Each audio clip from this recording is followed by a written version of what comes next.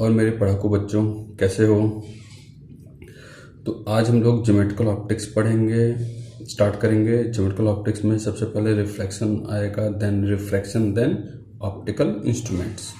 Reflection में reflection through plane surface पढ़ेंगे, then reflection through spherical surface पढ़ेंगे।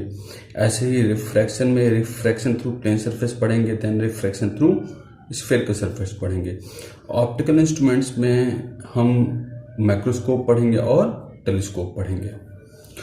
तो हम सबसे पहले रिफ्लेक्शन की बात करें। रिफ्लेक्शन में reflection is the returning of light to the first medium after falling on a surface of another medium, यानी किसी मीडियम से लाइट का किसी सरफेस पर टकराना और टकरा के वापस उसी मीडियम में आ जाना, इसी को हम रिफ्लेक्शन कहते हैं।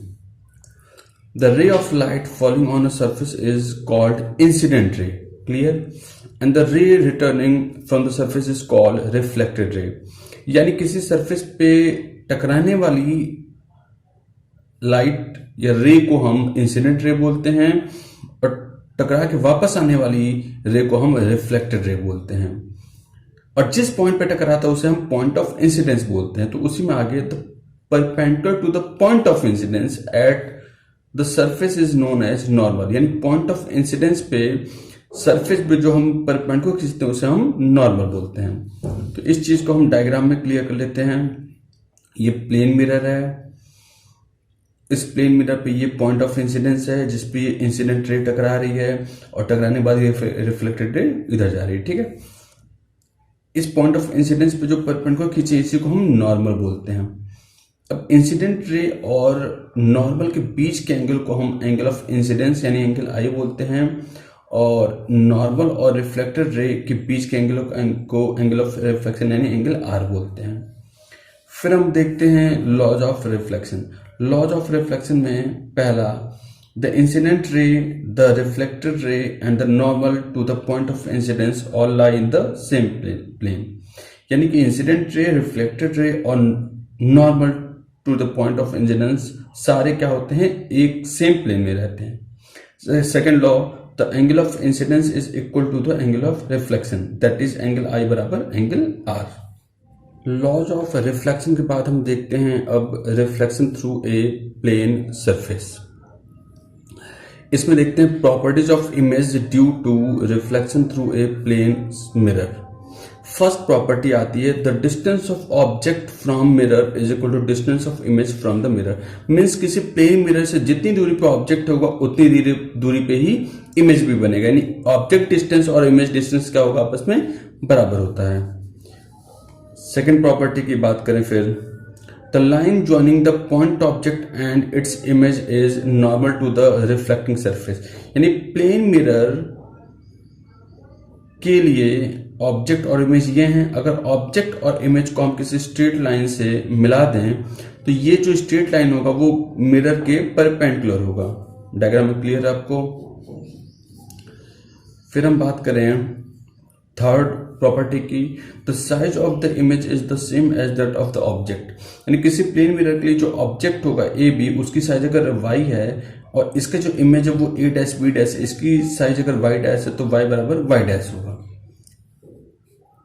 चौथी प्रॉपर्टी की बात करें, for a real object the image is virtual and for a virtual object the image is real, यानी कि किसी जो प्लेन मिरर होता है वो हमेशा रियल ऑब्जेक्ट का वर्चुअल इमेज बनाता है और वर्चुअल ऑब्जेक्ट का रियल इमेज बनाता है। अब हम देखते हैं velocity of image. Velocity of image में पहला पॉइंट क्या आता है कि अगर कोई प्लेन मिरर है तो उस प्लेन मिरर के परपेंडिकुलर ऑब्जेक्ट की जो वेलोसिटी होगी, जो कि इसमें v1 गिवन है, वो रिवर्स कर जाएगी सेम मैग्नीट्यूड के साथ। यानी कि ऑब्जेक्ट की वेलोसिटी इसमें देखिए कितनी है, प्लस एक्स में v1, तो वो माइनस एक्स में हो जाएगी और मैग्नीट्यूड सेम रहेगा यानी v1 ही रहेगा। सेम पॉइंट लिख दिया गया है कि perpendicular to the plane of mirror velocity of image is equal and opposite to the velocity of object, यानी मैग्नीट्यूड इक्वल होगा लेकिन डायरेक्शन रिवर्स कर जाएगा। सेकेंड पॉइंट की बात करें कि अभी भी प्लेन मिरर रेस्ट पे है, ऑब्जेक्ट की वेलोसिटी का प्लेन के मिरर के प्लेन के पैरेलल है, तो इमेज की वेलोसिटी जो होगी वो सेम होगी मैग्नीट्यूड में भी और डायरेक्शन में भी, यानी कोई फर्क कोई चेंज नहीं पड़ेगा। तो in the plane of mirror velocity of image is equal and in the direction of velocity of object. ठीक है, फिर हम थर्ड पॉइंट की बात करें, इस बार ऑब्जेक्ट को रेस्ट पर रख देते हैं, मिरर की बात करते हैं। मिरर की वो वेलोसिटी जो मिरर के प्लेन के परपेंडिकुलर होगी, वो क्या होगी, सेम डायरेक्शन के साथ मैग्नीट्यूड में डबल हो जाएगी। तो देखिए इसमें मिरर की वेलोसिटी प्लस एक्स में v3 है, तो प्लस एक्स में ही इमेज की वेलोसिटी 2v3 हो जाएगी। देखिए आप देख सकते हैं इमेज की वेलोसिटी 2v3 प्लस एक्स में ही है। ठीक है, सेम पॉइंट मैंने लिख दिया है। Perpendicular to the plane of mirror velocity of image जो होगा वो double in magnitude and same in direction as of mirror. चौथे पॉइंट की बात करें, ऑब्जेक्ट रेस्ट पे है, मिरर जो है वो अपने प्लेन में v4 से मूव कर रहा है, तो इमेज की वेलोसिटी पे कोई फर्क नहीं पड़ेगा। लिख दिया है कि in the plane of mirror velocity of image जो होगा वो 0 होगा, no effect of velocity of mirror. इस चीज को अगर फील या समझना हो तो आप इमेजिन करिए कि आप किसी बड़े से ट्रक के सामने हैं, उस ट्रक पे एक मिरर रखा हुआ है, लगा हुआ है। आप मिरर में अपनी इमेज को देखते हैं, आप अपनी जगह पे रेस्ट पे हैं, और जो मिरर है वो जो ट्रक है वो अपने पैरेलल मूव करने लग जाए। उसको मूव करने के बावजूद आपको अपना इमेज वहीं दिखेगा जहां पहले दिख रहा था, यानी कि मिरर की वो वेलोसिटी जो मिरर के प्लेन में हो उससे इमेज की वेलोसिटी में कोई फर्क नहीं पड़ता है। तो इन चारों पॉइंट्स को हम मर्ज करते हैं, कंबाइन करते हैं और पांचवें पॉइंट में देखते हैं। इस बार ऑब्जेक्ट को v5 परपेंडिकुलर में, v6 पैरेलल में, मिरर को v7 परपेंडिकुलर में और v8 पैरेलल में वेलोसिटी दे दिया गया है। तो इमेज की वेलोसिटी में सबसे पहले हम ऑब्जेक्ट का कंट्रीब्यूशन देखते हैं। तो ऑब्जेक्ट की वो वेलोसिटी जो परपेंडिकुलर है वो सेम v5 मैग्नीट्यूड के साथ रिवर्स कर जाएगी, यानी देखिए प्लस एक्स में v5 है तो माइनस एक्स में v5 हो गया। वो वेलोसिटी ऑब्जेक्ट की जो मिरर के प्लेन के पैरेलल है वो सेम मैग्नीट्यूड और सेम डायरेक्शन रखेगा, यानी v6 है तो v6 ही रहेगा, प्लस y है तो प्लस y ही रहेगा। अब मिरर की बात करते हैं, तो मिरर की वो वेलोसिटी जो मिरर के प्लेन के परपेंडिकुलर में है, यानी कि v7 है प्लस x में, तो सेम डायरेक्शन के साथ डबल मैग्नीट्यूड हो जाएगा, यानी कि इमेज की वेलोसिटी क्या होगी 2v7 प्लस x में, यानी 2v7 प्लस x में होगा। और मिरर की वो वेलोसिटी जो मिरर के प्लेन में के पैरेलल है उसकी वजह से कोई फर्क नहीं पड़ेगा। तो देखिए v8 इसमें कहीं नहीं आया है, इसको कंबाइन करते हैं तो प्लस y में v6 हो जाएगा, और अगर 2v7 बड़ा है तो कितना हो जाएगा प्लस x में 2v7 माइनस v5 है, 2v7 minus v5। Velocity of image पे ही एक एग्जांपल कर लेते हैं। गिवन है velocity of object as o1 i cap plus o2 j cap plus o3 k cap and velocity of mirror as m1 i cap plus m2 j cap plus m3 k cap. Find velocity of image if mirror is kept in xy plane, second part yz plane, third part in zx plane.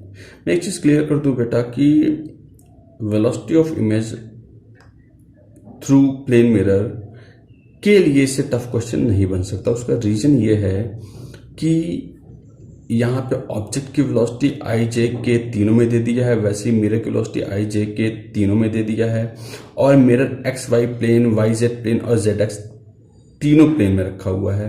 तो इस case में अगर आपको ये समझ में आ गया तो इस तरह के सारे क्वेश्चन आपसे आराम से हो जाएंगे। ठीक है, तो हम सॉल्यूशन देखते हैं। सॉल्यूशन में हमने ऑब्जेक्ट की वेलोसिटी और इमेज मिरर की वेलोसिटी एज इट इज लिख लिया। सबसे पहले पार्ट की बात करें, पहले पार्ट में मिरर प्लेन क्या है एक्स वाई मीन्स आई ए और जे, तो याद रखिए, और परपेंडिकुलर टू मिरर प्लेन क्या है के एक्सिस यानी के कैप। तो आपको याद होगा मैंने बताया था, देखो कि मिरर प्लेन में ऑब्जेक्ट की जो वेलोसिटी होगी यानी आई जे में जो ऑब्जेक्ट की वेलोसिटी होगी यानी O1 और O2 वो एज इट इज लिखी जाएगी। तो देखिए O1 i cap plus O2 j cap as it is लिख दी है। ठीक है, मिरर प्लेन में ही मिरर की जो वेलोसिटी होगी उससे फर्क नहीं पड़ेगा, यानी आई और जे में M1 M2 से कोई फर्क नहीं पड़ेगा। तो इसमें देखिए M1 M2 कहीं नहीं लिखा गया है। ठीक है, अब perpendicular to the mirror plane की बात करें, ऑब्जेक्ट की जो वेलोसिटी यानी के में जो ऑब्जेक्ट की वेलोसिटी होगी वो सेम मैग्नीट्यूड के साथ रिवर्स कर जाएगी, यानी O3 है तो माइनस O3 हो जाएगा के कैप में, माइनस O3 के कैप हो गया।